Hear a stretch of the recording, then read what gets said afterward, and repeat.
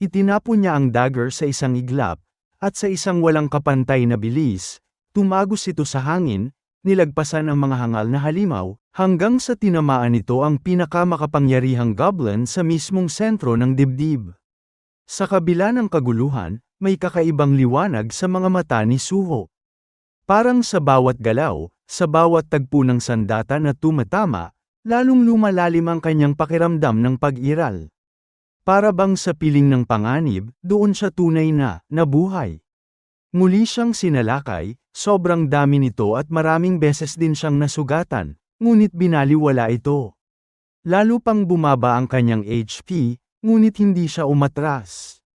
Sa halip, ginamit niya ang Ruler's Authority upang durugin ang mga goblins sa paligid, para bang hinahawi lamang ang mga tuyong dahon sa daan.